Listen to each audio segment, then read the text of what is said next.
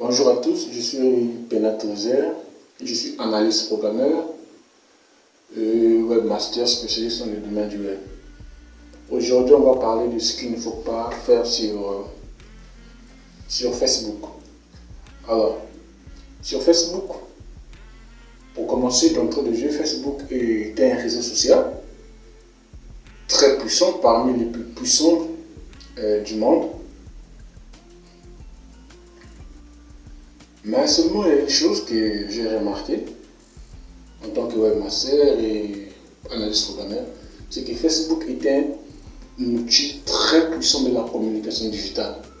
En tout cas, avec Facebook, vous pouvez atteindre en tout cas un très grand nombre de followers.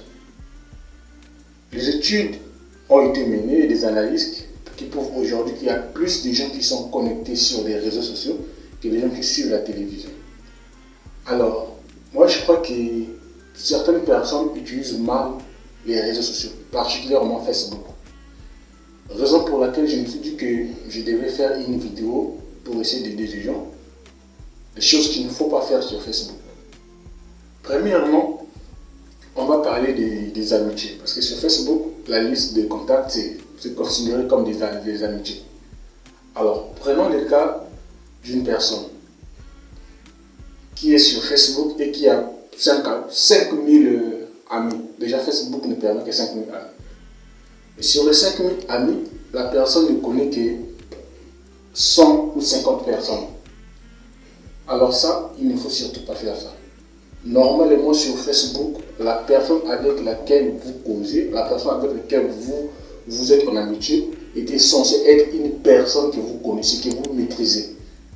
Pourquoi?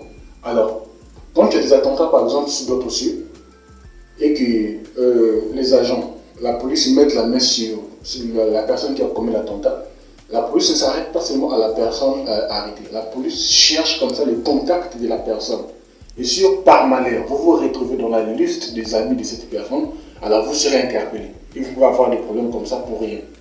Et encore plus, c'est que quand vous avez 5000 amis et que vous connaissez peut-être la moitié, ou les 5000 personnes. Quand vous lancez un business en ligne, en tout cas les 5000 personnes qui vous connaissent seront là pour vous soutenir. Ils seront là pour vous aider, pour vous porter. Mais quand vous avez 5000 amis et que ces 5000 amis ne vous apportent rien, en tout cas, c'est des choses à ne pas faire. Et même si vous ne connaissez pas la personne, vous pouvez comme ça décider de suivre une personne que vous ne connaissez, que vous ne maîtrisez pas dans la vie normale. Mais vous pouvez comme ça décider de suivre une personne qui est dans le même domaine que vous. Ça veut dire que vous êtes informaticien et la personne est informaticien et la personne publie souvent des choses qui vont en accord avec votre métier. Vous pouvez décider comme ça d'être en amitié avec cette personne afin de gagner sa connaissance. Alors la deuxième chose, on va parler sur l'identification. Alors Facebook a prévu une option d'identifier. Cette option sert à quoi? Cette option sert à identifier les personnes avec lesquelles vous avez passé un moment. Prenons un exemple simple et terre à terre. Vous avez participé à une certification. Alors, dans la certification, vous étiez peut-être 20 ou 30. Et la certification a été filmée. Lors de la publication des photos de la certification, vous avez les droits et vous pouvez comme ça publier les personnes qui étaient avec vous lors de la certification. Alors ça, c'est normal. Ou vous travaillez dans une société. Vous travaillez dans une société et la société a lancé une promotion. Alors, vous pouvez comme ça identifier les personnes qui travaillent avec vous dans la même société afin que les gens qui sont en amitié avec cette personne puissent voir la promotion. Mais seulement il y a quelque chose qui est dérangeant. Très dérangeante. Alors, une chose qui est vraiment agaçante sur Facebook que j'ai remarqué, c'est qu'il y a des personnes comme ça qui se permettent de se prendre en photo. Ah, ils sont en train de manger par exemple un plat de spaghetti. Ils font un selfie. Il est seul avec son plat de spaghetti, il fait un selfie. Il publie la photo, il identifie 40 personnes. Et les personnes n'ont rien à voir avec cette publication. Ou il rentre dans un taxi, à bord d'un taxi, il va peut-être au gros marché, il va au marché, je ne sais pas où. Il fait un selfie et il écrit en train d'aller au marché. Et il identifie 40 personnes ou 100 personnes. Vous voyez que c'est vraiment agaçant, c'est vraiment dérangeant. Alors ne faites pas ça. Identifiez les personnes qui ont un rapport avec les posts, qui ont un rapport avec les publications. Mais si la personne n'a pas de rapport avec la publication, en tout cas, n'identifiez pas la personne. Encore, vous allez voir un autre groupe de personnes et ce mec-là, je ne sais pas, dans un bar, dans un cabaret, entre son piffret d'alcool, ils font des selfies, des photos, ils viennent sur Facebook et identifient des personnes qui n'ont rien à voir avec ces publications. Bon, pendant que les autres sont en train de travailler, pendant que les autres cherchent des solutions, pendant que les autres fournissent un effort quelque part sur un domaine bien propice, et ils sont là dans des bars, dans des boîtes de nuit, en train de s'empiffrer d'alcool, ils vont faire des photos, des selfies, ils viennent et ils vont identifier des personnes qui n'étaient même pas là, qui n'avaient même pas un rapport avec ce genre de publications. Et quand ils vont finir de faire ça, ils vont aller inciter le gouvernement qui non, voilà, vous ne faites rien. Au lieu de chercher des solutions, ils vont faire ça, ils font des posts, journée moko bien, samedi moko bien, dimanche moko bien. Alors que les autres travaillent, les autres sont en train de fournir quelque part, ils vont faire ce genre de selfie et ils viennent identifier une personne qui n'a rien à voir avec ce genre de choses. Alors, ça c'est vraiment dérangeant. Ne faites surtout pas ça. Faites un post, soyez vous-même. N'identifiez personne, en tout cas, sauf si la personne a un rapport avec votre post. La troisième chose que je vais t'aller ici, c'est le fait d'aller pleurer sur Facebook. En tout cas, ça c'est devenu courant et en tout cas, plus courant même que du temps. Aller pleurer sur Facebook. Pour commencer, c'est tout à fait normal d'aller sur Facebook et d'informer. C'est-à-dire, vous allez sur Facebook, vous avez perdu un parent, un membre proche de votre famille, vous écrivez, voilà, je viens par cette note vous informer que j'ai perdu ma mère ou ma soeur, quelque chose comme ça. Mais seulement quand vous allez sur Facebook et vous vous mettez à pleurer, bon ça, moi, je ne comprends pas. Je vais m'expliquer. Vous avez perdu un proche sur Facebook, vous avez perdu un proche, vous allez sur Facebook. Et vous vous mettez à dire, ah papa, tu es parti trop tôt. Si tu étais là, voilà, vous voyez que cette publication n'a aucun rapport avec la personne que vous avez perdue. Vous pouvez informer, mais vous ne pouvez pas vous mettre à parler, sinon à monologuer sur Facebook. Ça, c'est comme une personne qui parle seule, quoi. La plupart des temps, j'ai remarqué que ces personnes qui courent pleurer sur Facebook, c'est des personnes qui n'ont pas apporté même le soutien à la personne quand elle était vivante. La personne est vivante, vous avez perdu un parent proche, la personne est vivante, normalement la personne devait sentir le soutien quand elle était vivante. Mais les morts que vous allez pleurer sur Facebook, voilà, tu me manqueras toujours, papa, tu es parti trop tôt, papa. Ça, c'est des choses qui ne sont pas à faire. Facebook est un outil très puissant qui peut vous permettre de monter un business et d'atteindre un grand nombre de followers et de les convertir en prospects. Arrêtez de faire n'importe quoi sur Facebook.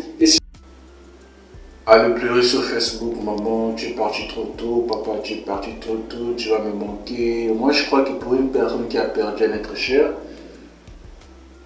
personnellement, n'ira pas pleurer sur Facebook. Aller sur Facebook, mettre une information par cette note, je viens vous informer que j'ai perdu des parents, ça c'est tout à fait normal. Ou encore, changer sa photo de profil, c'est-à-dire changer sa photo de profil et mettre la photo de la personne que vous avez perdue en mémoire de la personne que vous avez perdue, ça c'est normal, c'est tout à fait normal.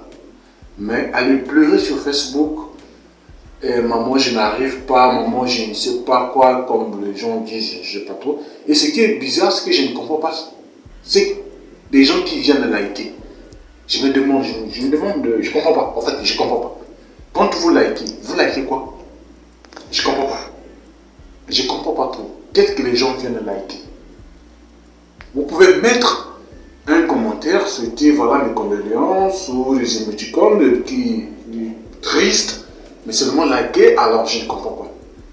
Alors, une autre chose similaire à ce que je viens de dire, c'est une autre catégorie de personnes qui mettent des posts sur Facebook en disant, oh, ils écrivent des bonnes choses, hein.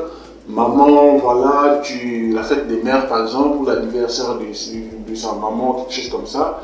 Maman, tu es la personne la plus bonne que j'ai connue. Maman, je t'aime. Maman chérie, maman, voilà. Sans toi, je ne serais pas ici. Bon, d'abord pour commencer, la plupart des temps, maman n'est pas sur Facebook ou papa n'est pas sur Facebook. Alors, écrire ces choses alors que maman n'est pas sur Facebook, moi je crois qu'il y a une sorte d'hypocrisie là-dedans. Ce qui est normal, c'est d'aller vers la personne, c'est d'aller voir maman ou papa et de dire toutes ces bonnes choses à maman. Maman, je t'aime, dire ça en face et ça fera du bien. Mais comme vous allez dire sur Facebook, en attendant les likes, les commentaires, alors que maman est à la cuisine en train de crier venez m'aider ici, personne ne réagit. Alors ça, en tout cas, c'est une forme d'hypocrisie.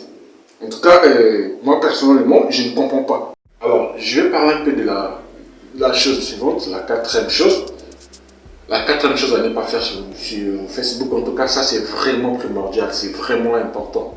C'est d'aller chercher les informations sur Facebook. C'est d'aller chercher les nouvelles, en tout cas des informations sur Facebook. Alors là, il y a deux catégories, deux groupes de personnes.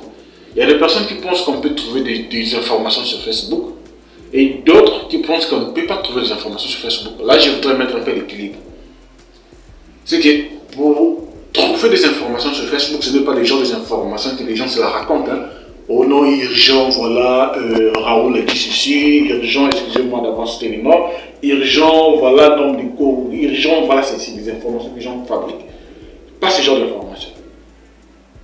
Par contre, il y a des plateformes, en tout cas des plateformes sérieuses, des pages sérieuses. Je ne voudrais pas citer ici des noms pour ne pas faire de la publicité gratuite. Il y a des pages sérieuses, des pages des sociétés de médias qui existent, qui là vous pouvez trouver des bonnes informations et des vraies informations avérées. Et n'allez pas chercher des informations sur des pages douteuses ou une personne qui a suivi des informations quelque part et il vient sur son profil, écrire sur son compte et écrire des choses. La plupart du temps, les gens qui rapportent des informations essaient toujours d'ajouter ou d'enlever certaines choses. Alors si vous voulez avoir des informations sur Facebook, allez sur les plateformes, hein, des plateformes sérieuses, des pages sérieuses, des sociétés de médias qui peuvent comme ça vous fournir des bonnes informations pour ne pas tomber sur ce qu'on appelle les fake news. Vous savez ce que c'est. Pour finir, moi personnellement, je ne crois pas que Facebook soit comme ça un lieu pour exhiber ses vêtements, ou un lieu qui vous sert, un lieu pour se pavaner. Je ne crois pas ça. Je ne crois que Facebook est un outil, comme je disais en amont, au commencement, que Facebook est un outil très puissant de la communication digitale, en tout cas très puissant, parmi les plus puissants de la communication digitale.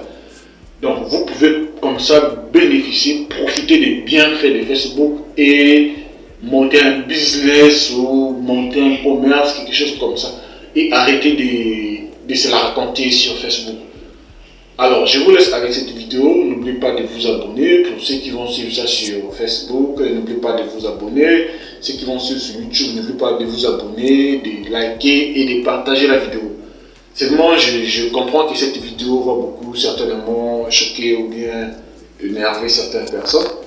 Donc n'oubliez pas de nous mettre vos commentaires dans la description. S'il y a aussi des insultes, mettez-les, on reçoit tout. Mettez tout ce qui vous pense, tout ce qui vous passe par la tête, mettez tout ce que vous pensez sur les réseaux sociaux. Et s'il y a des critiques, mettez. Et s'il y a aussi d'autres choses que vous savez qu'on ne peut pas mettre sur Facebook, mettez-les. Alors je vous laisse avec cette vidéo. Likez, merci.